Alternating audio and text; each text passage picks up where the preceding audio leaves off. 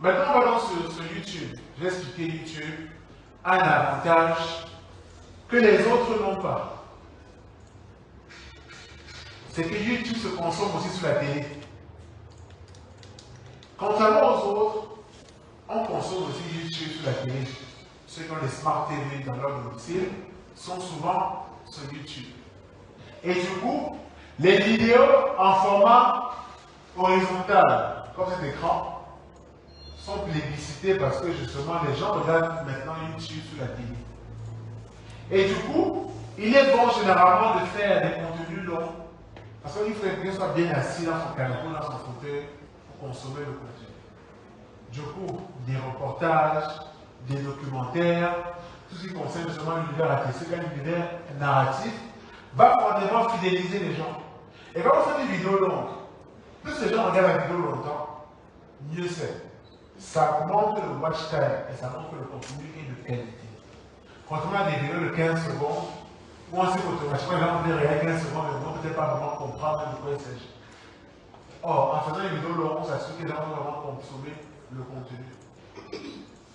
Alors, on a les clips vidéo, c'est devenu la référence avec la partie YouTube musique, qui s'est développée sur YouTube, où de l'autre la part vers les artistes et les inviter justement à mettre leur production audiovisuelle là-dessus.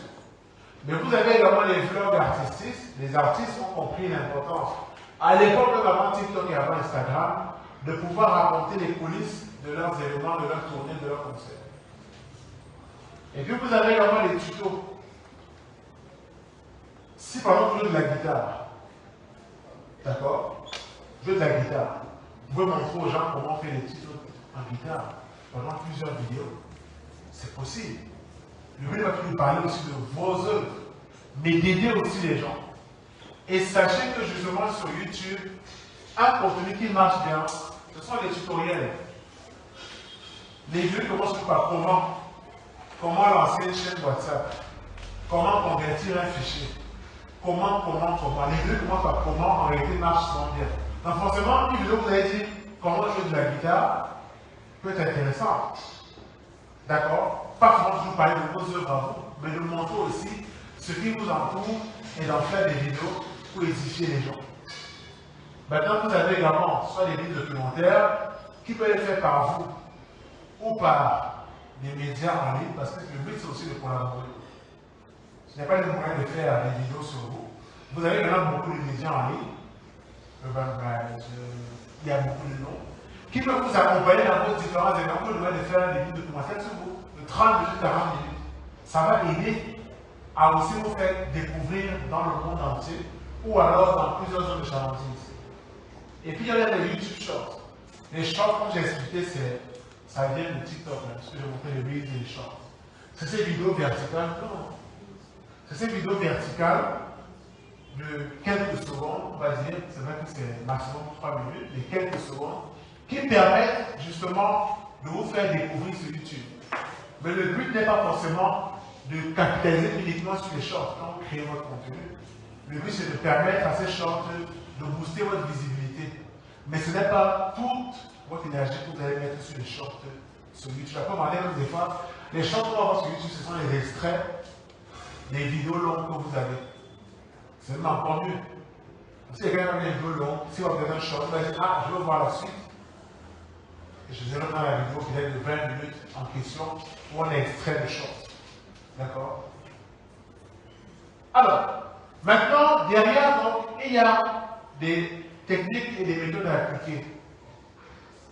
Il y a votre chaîne à optimiser, que ce soit votre nom, votre bannière dans la photo de couverture, et les liens, parce qu'il est possible de mettre des liens sur votre chaîne YouTube. Ça peut être un lien vers la billetterie, ça peut être un lien vers votre site internet, ou un lien vers les comptes d'autres réseaux sociaux. Mais je vais mettre pour un compte RS, le plus pertinent. C'est-à-dire que sur YouTube, vous avez un compte peut-être dirigé vers TikTok uniquement, ou peut-être Instagram. Tous les mails, ça peut être un peu long. Il faut choisir un qui est pertinent. À côté, maintenant, vous avez les titres clairs et les miniatures. Alors, pour les titres, généralement, évitez souvent de mettre des titres trop en majuscules.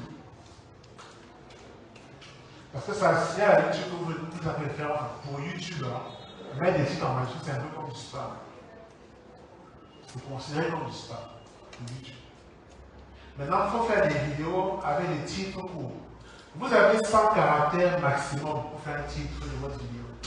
Mais l'idéal, c'est de faire un titre avec 60.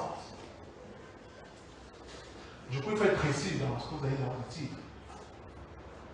Et c'est possible de faire un titre d'une vidéo qui a 100 caractères. C'est ça de recommander, hein? Mais à la limite, c'est 100 caractères. Après, évidemment, il faut décrire la vidéo. Parce que quand vous postez une vidéo en ligne, vous avez le titre et vous avez la description. Ça permet aux bots de YouTube, sans lire votre vidéo, de comprendre de quoi il s'agit. Parce que YouTube, en fait, doit pouvoir savoir comment recommander votre vidéo à d'autres personnes. Quand vous lisez une vidéo sur YouTube, il y a souvent une partie ici à droite où vous avez des vidéos qui sont recommandées. Elles viennent parce que, en fonction de ce que vous regardez, soit elles viennent du même YouTuber, soit elles viennent parce qu'il y a un lien. Et il y a un lien parce que vous avez mis une bonne description dans votre vidéo. Et puis vous avez également la miniature. Alors la miniature n'est pas là pour mettre une image aguicheuse. Elle doit aussi comporter un call to action, un texte de 3 mots, 4 mots, qui donne envie de cliquer sur la vidéo. Et beaucoup de youtubeurs jouent sur la miniature parce qu'ils ont compris que c'est ça qui fait vraiment le clic. Mais après, c'est le contenu qui peut rester. Parce qu'on peut beaucoup cliquer sur YouTube, mais ne pas rester. Alors, concernant notre plateforme, pour comptabiliser une vue sur Facebook, TikTok et les autres, c'est généralement 1 à 3 secondes. D'accord? Mais sur YouTube, pour comptabiliser une vue, c'est 30 secondes. Il faut que quelqu'un prenne le temps de regarder pendant 30 secondes votre vidéo. Vous comprenez qu'il est encore mieux de faire des contenus de qualité pour avoir une vue supplémentaire sur votre vidéo. Pour qu'ils se disent, ok, je vais commencer à regarder la vidéo. Donc là, ailleurs, on peut tricher, on met 2-3 secondes, regarde, ça fait plus qu'une vue. Sur YouTube, c'est pas ça. Il faut quand même prendre le temps de regarder ta vidéo pendant au moins 30 secondes pour qu'on dise, ok, plus une vue sur cette vidéo. Maintenant, donc, vous avez également les playlists qui sont importantes. Vous pouvez vous organiser sur votre chaîne à mettre vos vidéos sur des thématiques précises. N'oubliez pas de poster et de mettre en désordre comme ça. Vous pouvez organiser clip officiel, répétition, tournée, etc., etc. Pour que quelqu'un vienne sur votre page, sur votre chaîne YouTube, ait envie de se retrouver, ait envie de chercher le contenu qui l'intéresse de l'artiste qui vient de trouver. D'accord? Et puis vous avez également l'abonnement. Généralement, quand vous allez créer votre vidéo, si c'est vous-même qui parlez dans la vidéo, même besoin de s'abonner à la chaîne. Parce que des fois, les gens, souvent, on leur rappelle de s'abonner à la chaîne et surtout d'activer la cloche de notification. Parce qu'on peut s'abonner à la chaîne, mais si on a activé la cloche de notification, on va recevoir des notifications pour dire que tu as publié une nouvelle vidéo. Et en fait, c'est ce qu'on recherche. On veut avoir des notifications pour dire que une personne a publié une nouvelle vidéo va regarder. Le CTA, c'est le code de la chaîne. Évidemment, sur YouTube, il y a aussi un rythme à respecter. Selon vous, il faut trouver un rythme. J'ai mis un exemple à l'écran, mais en réalité, même 2 vraiment suffisent. Mais il faudrait que vous puissiez maintenir ce rythme-là, à votre niveau, si vous êtes sur YouTube. Et puis évidemment, si vous faites des vidéos, mettez toujours un accent, le storytelling, ça peut aussi vous aider à capitaliser et à faire des longues vidéos. Alors, sur YouTube, généralement, on recommande de faire des vidéos pour qu'elles marchent plus ou moins bien. Hormis les clips, je précise, de 10 minutes environ. Donc il faut parler tout environ pendant 10 minutes. Mais bon, si vous dites de bonnes choses, 10 minutes va paraître très petit. Mais si vous commencez à chercher vos mots, 10 minutes paraît très long.